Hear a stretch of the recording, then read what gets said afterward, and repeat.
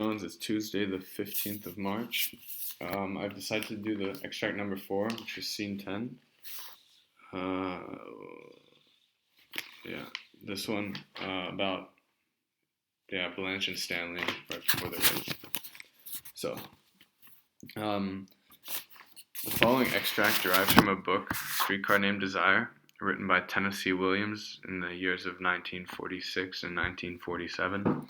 It's a psychological drama revolving around a Southern belle, Blanche Dubois, who visits her sister in New Orleans after the loss of their family estate in Belle Reve.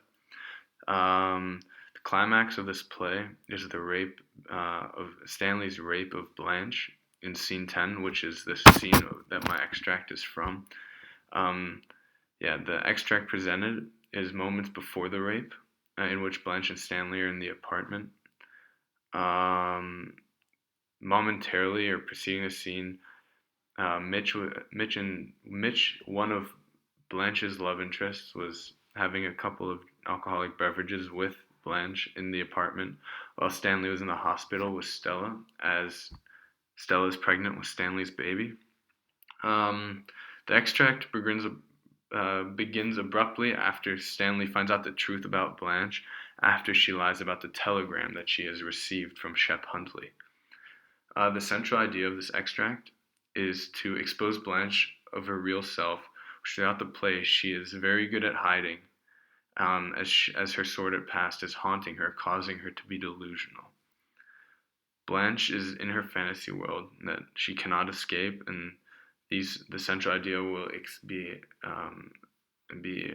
explored through these points, which are literary devices, symbols, motifs, and the theme of fantasy versus reality. So, primarily, the literary features are key contributors to exposing Blanche of her real self. She is self-conscious about herself throughout the play. At the end of line 1 and the beginning of line 2, the metaphor of "not once did you pull any wool over this boy's eyes" is used, which conveys that Blanche has been deceiving people and hiding the truth about herself. However, Stanley has finally found out about her truth, as throughout the whole play he thought there was something wrong with Blanche. In addition to this, Stanley mentions how she has transformed the place into Egypt and how she is the queen of the Nile, sitting on her throne and swilling down his liquor, which is on line 4 and line 5. This metaphor conveys how Blanche has transformed the Kowalski apartment to suit her own benefit, as any little transformation could ruin her sanity.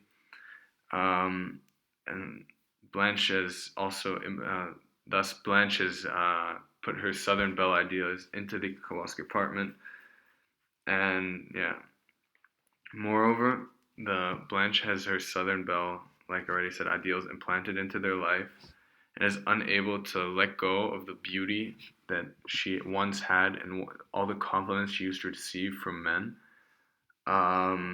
Thus, the comparison of the queen is highly, highly accurate. Swilling down my liquor is the last part of that quote, which is another metaphor on line 5, which the liquors throughout the play is present, as alcohol is a metaphor for Blanche's escape to reality, as she seeks refuge, as she seeks refuge through the alcohol. All the literary devices used by Williams uncover Blanche as the deceiving person we know, and how this is used to uncover her by Stanley. Secondly, I will be talking about symbols and motifs used by Williams in order to convey Blanche's loss of sanity. So the symbol of beauty is frequently used. Blanche is, like I already mentioned, an aging woman having lost her beautiful traits, and therefore is also using the makeup to hide her real self. In the beginning of this extract, Stanley mentions on line 2 and 3, "You come in here and sprinkle the place with powder and spray perfume, and you cover up the light bulb with a paper lantern." This This mention how is one of the strategies Blanche's uses, as she uses one of the beauty products to cover herself up and hide her beauty and herself. Moreover, the mention of the paper lantern is constantly present throughout the play, a reoccurring motif. Blanche uses the paper lantern to cover up a light in order to dim the light in the Kowalski apartment. Purpose of this is not to mask her beauty, rather than hide her sordid past from everyone. Moreover, the shadows and reflections mentioned in the extract mean something completely different in this extract compared to what they mean in the play. They actually mean the exact opposite. Throughout the book, the shadows represent Blanche's dream world that she finds herself in, using it to seek refuge from reality. She also uses dim lights, like the paper lantern on the naked light bulb, to hide facts from reality. The mention of the shadows in this extract, which is on line 9, in which he says, lurid reflections appear on the walls around Blanche, are stated, lurid and bright, exposing Blanche, allowing Stanley to expose her in bare light. Furthermore, the second mention of light on line 20 and 21, the shadows and lurid reflections move sinuously as flames along the wall spaces, which connote that shadows are no longer the safety net that Blanche can retreat into. Rather, they are danger to her, as Stanley can finally see through them and into the reality of Blanche's past. Moreover, moving on to Stanley, Stanley is portrayed as a very bold and animalistic character throughout the whole play, who is constantly stalking up his prey. Apart from the idea that the length of his dialogue is far longer than it usually is, he's also conveyed as a predator in his natural habitat in the jungle, which is quoted on line 19. The night is filled with inhuman voices, like cries in the jungle. This suggests that Stanley will strike soon, and as we know, he does by raping Blanche.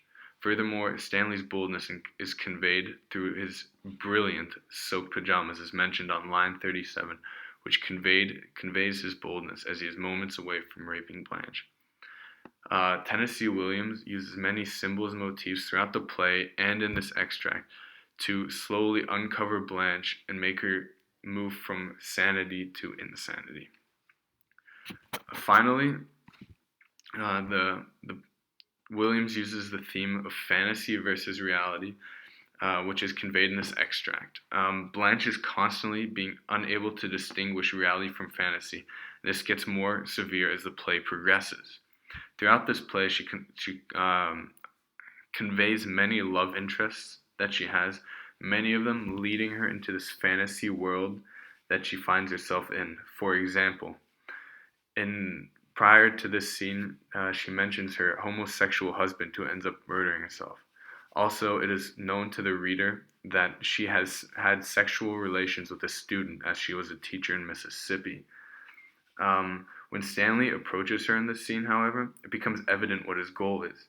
And it's, instead of Blanche going to the window and screaming help or dialing 911, she calls Shep Huntley, one of her old lovers in Dallas.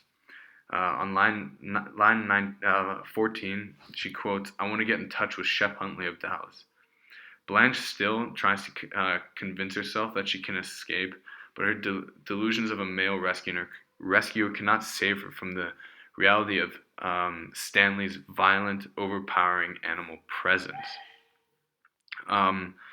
So the theme of fantasy and reality becomes evident through Blanche seeking help from a lover who is miles away, has no chance of getting her, as she relies on men in order for her to be beautiful and to hide her past. In conclusion to this, the rape of Stanley definitely deprives Blanche of all her sanity. However, this extract itself is the beginning of how Blanche is exposed of her true self, which gets Mitch upset, as we know. Stanley's dominance eventually becomes too much for Blanche, who then gives in. Throughout the play, Stanley and Blanche are always head on head. They both want to be dominant. They both want to be the leaders of the play. However, Blanche moving from her sanity and into insanity makes this impossible, and Stanley's dominance takes over. Williams has used literary devices, motifs, and the theme of fantasy of delusion in this extract to convey how Blanche is slowly growing into a state of insanity. Now she is being exposed to her real self, which we have not seen throughout the whole play. There's a mention of a candle in scene 6, I believe, and this conveys how brittle and how weak Blanche is and how close she is to moving into insanity. And definitely the rape is Stanley blowing this kitchen candle out. Thank you.